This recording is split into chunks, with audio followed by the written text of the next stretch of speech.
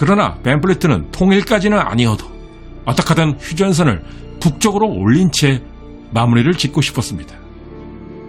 더구나 그는 미군이 그럴 만한 충분한 능력이 있다고 생각했기에 아쉬움이 더욱 컸습니다.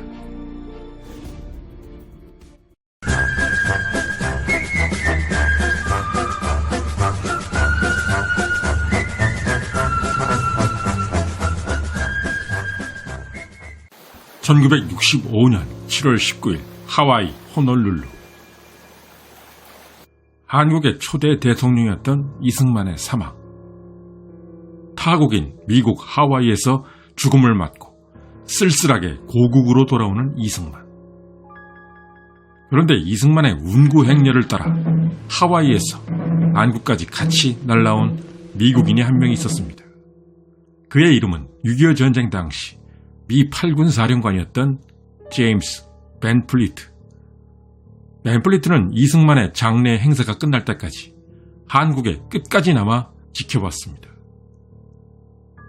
이때는 이미 6.25 전쟁이 끝난 지도 12년이나 지난 1965년. 그런데 왜 벤플리트는 이승만의 장례식 행사를 하와이에서부터 한국까지 줄곧 함께 했던 것일까? 물론 벤플리트에게는 그럴 만한 이유가 있었습니다. 나는 주한 미 대사가 될 수 없다. 제임스 벤플리트 장군. 그에 대한 못다한 이야기를 지금부터 시작합니다.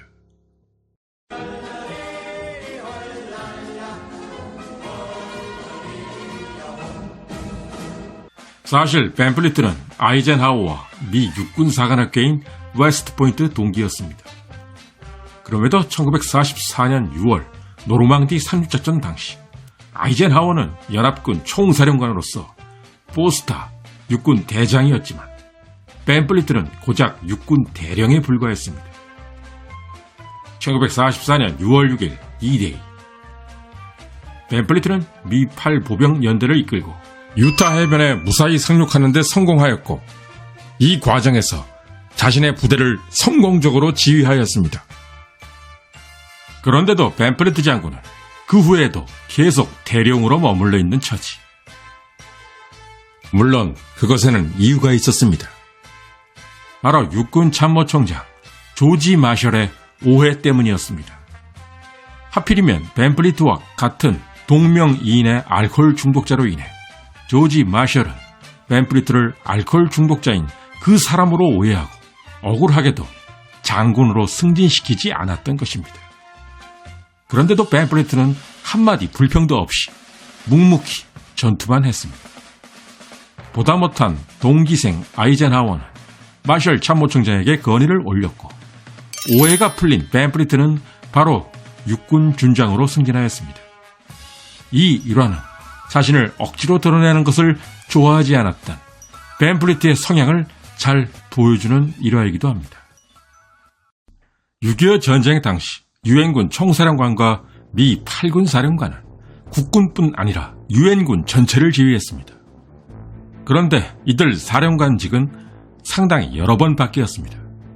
6.25 전쟁 초반 유엔군 총사령관은 메가더, 그리고 미 8군 사령관은 월튼 워커 장군이 맡아 전쟁을 치렀습니다.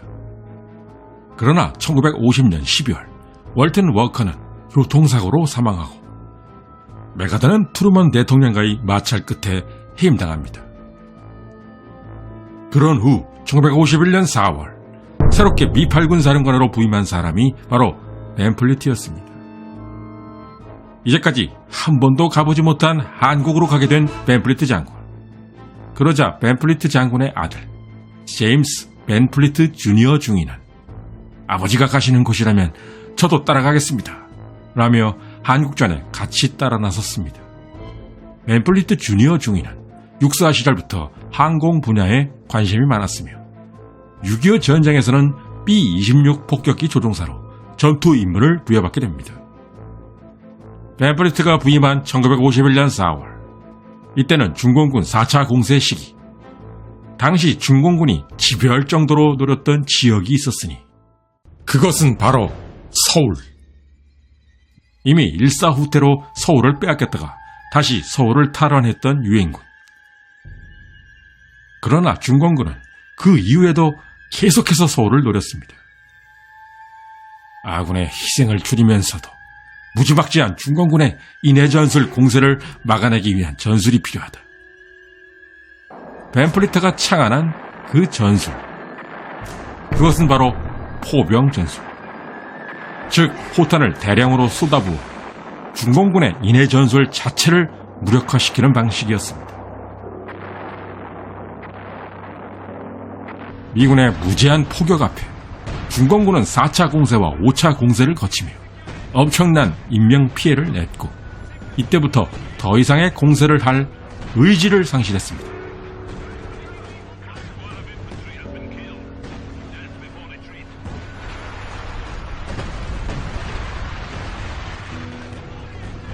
그래서 1951년 5월 이후부터는 양측 간의 휴전회담이 본격화되기 시작했고, 이전처럼 드라마틱한 기동전이 아닌 정체된 상태에서 지루한 고지전으로 전투 양상이 바뀌게 됩니다.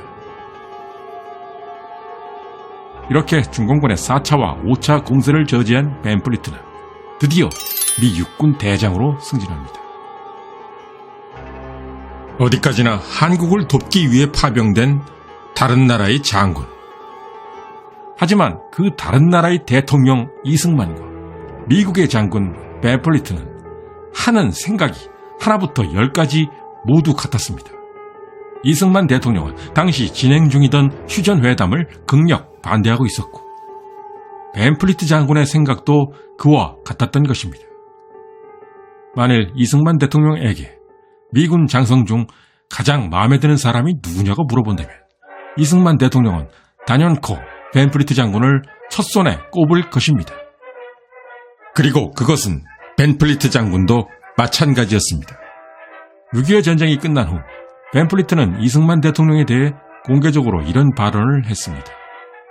이승만, 대한민국의 위대한 애국자, 그야말로 강철 같은 사나이, 그리고 자기 체중만큼의 다이아몬드에 해당하는 가치를 지닌 인물이다.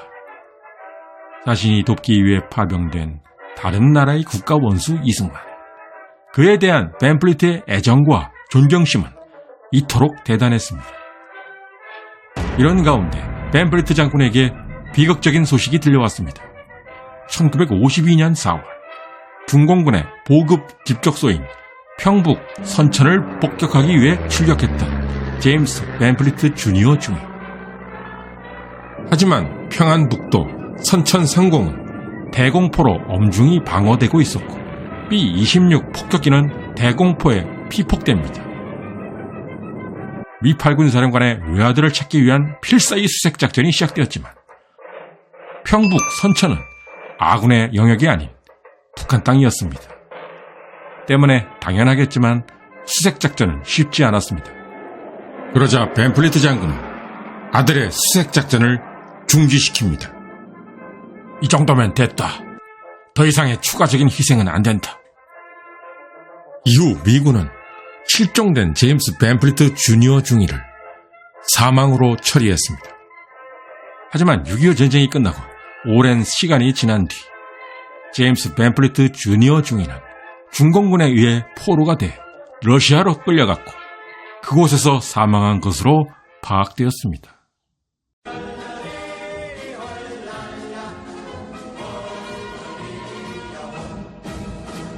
이렇게 남의 나라 전쟁에서 하나뿐인 외아들까지 잃었던 밴플리트. 하지만 그의 한국에 대한 애정은 점점 더 깊어질 뿐이었습니다. 억울하게 오해를 받아 동기들보다도 진급이 누락되었던 밴플리트. 그러나 그는 한국 전쟁에서 막판에 화려한 꽃을 피울 수 있었고 육군 대장까지 올랐습니다. 거기다 그 전장에서 외아들까지 잃었으니 그의 한국에 대한 애정은 오히려 더 커질 수밖에 없었던 것입니다. 하지만 밴플리트의 이런 마음과는 달리 전쟁의 상황은 정반대로 가고 있었습니다. 이미 오늘날의 휴전선 라인은 1951년 7월쯤에 거의 확정되었던 것입니다. 이제 대충 체면 치레는 했으니 지금 이 라인에서 빨리 전쟁을 끝내는 것이 우리 미국 정부의 방침입니다. 트루먼 정부의 이런 마음을 너무나 잘 알았던 벤플리트. 그러나 벤플리트는 통일까지는 아니어도 어떻게 하든 휴전선을 북쪽으로 올린 채 마무리를 짓고 싶었습니다. 더구나 그는 미군이 그럴 만한 충분한 능력이 있다고 생각했기에 아쉬움이 더욱 컸습니다.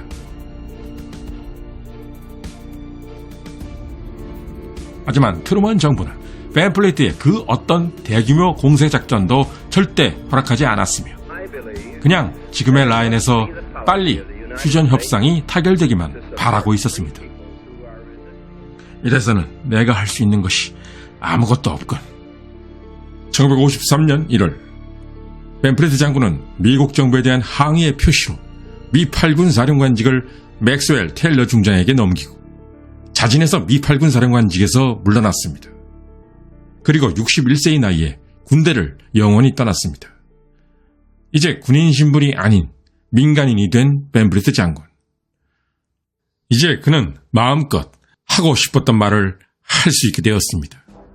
벤플리트 장군의 미 상원 군사의원에 증언해서 벤플리트는 이렇게 단언했습니다. 만약 유엔군이 적극적인 공세작전을 추진했다면 한국전은 반드시 승리로 끝났을 것입니다. 휴전을 극력 반대했던 이승만. 하지만 미국은 이제 더 이상 이 중요하지도 않은 아시아의 한국에서 희생을 치를 마음이 조금도 없었습니다. 때문에 이런 이승만은 새로 미 대통령이 된 아이젠하워를 매우 골치 아프게 만들었습니다. 결국 국립 끝에 아이젠하워 대통령은 자신의 동기생인 벤플리트에게 주한 미국 대사를 제안합니다.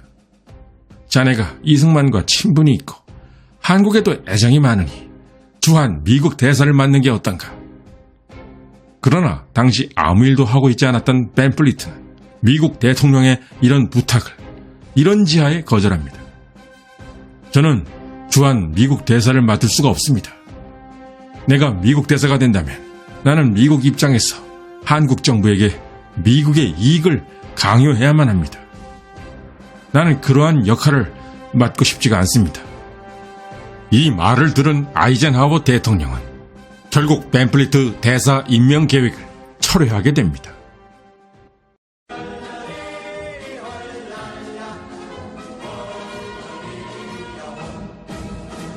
(1953년 7월 27일) 결국 6.25 전쟁은 휴전으로 마무리되었습니다.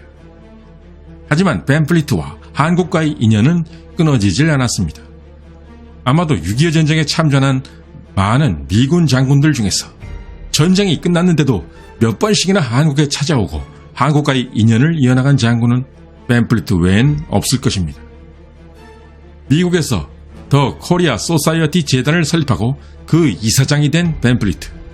그는 전쟁이 끝난 이후에도 한국과 미국을 오가며 폐허가 된 한국의 지원을 위해 애썼던 것입니다. 1953년 7월 26일 휴전 전날 밤 한국에 대한 애정이 깊은 그의 심정은 착잡하기만 했습니다. 그리고 이날 벤플리트는 미국의 한 예능 방송에 출연하게 됩니다. 이곳에서 그가 했던 발언은 그의 한국에 대한 진심을 보여주기에 무척 흥미롭습니다.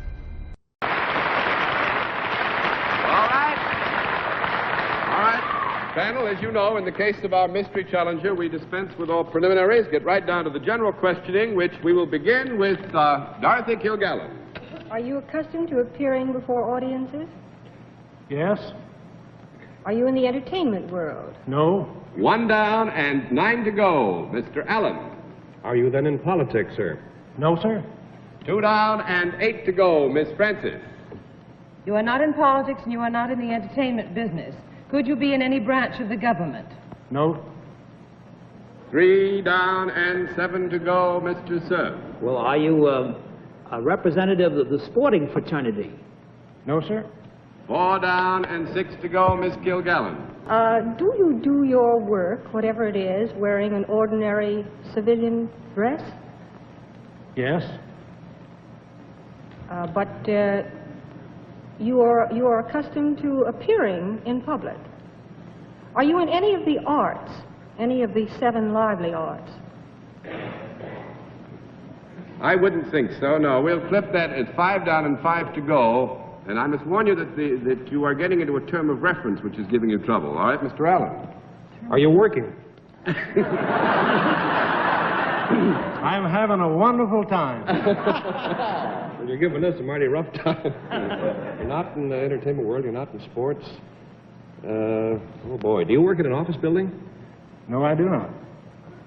6 down and 4 to go, Miss Francis. Would you be considered in any way a businessman? Not yet. Not yet. Oh, Well, you're I not tell you what, working. I think this, Miss Francis, that I think our guest might agree that he will soon be a businessman. Oh, well, could he ever have been in uniform? Yes. And he might possibly become a businessman. Yes. Were you ever a general? Yes. Could you be General, is Hoyt Vandenberg out of uniform? No, ma'am. No, don't say anything. No. Is General MacArthur? You want to know if this is General MacArthur? Doesn't sound like That him. makes it 7 But down. he always returns. 7 down and 3 to go. Mr. Stern. General, were you ever in Korea? Yes. Is your name compounded of 2 parts? Is there a Van in front of it? Right. General Van Fleet? Van Fleet. I also know that this is a rather wonderful night to have you as our guest. To have one of the heroes of the Korean battlefields here with us on Armistice Night is a fine thing indeed. But I know also in New York and giving your fine energies and abilities to something that's much dearer to you at the moment than warfare, the warfare on the battlefields, and I think you probably will do us all some good if you'd let us know something about it. Yes, Mr. Daly. I'm appearing here tonight on behalf of the American Korean Foundation Fund's $5 million emergency drive to help the Korean people. This money is needed more now than ever to help those poor people, a gallant race who has given everything in the past 3 years to victory. On Tuesday, July 28th, the President of the United States is appearing on the screens of 14,000 motion picture theaters, plus every television and radio station in the country on behalf of this fund. Of the American Korean Foundation. Yes. You need $5 million, and I think probably nobody knows quite as well as you do, General Van Fleet, how sorely that money is needed and how very much we have a duty to help these people who have sacrificed so much. I'd you with us on this wonderful Armistice Night. And thanks very much for being our guest, and I'm glad you gave the panel so much trouble, sir. Thank you, Mr. Will you go Chairman. and say good night to the panel?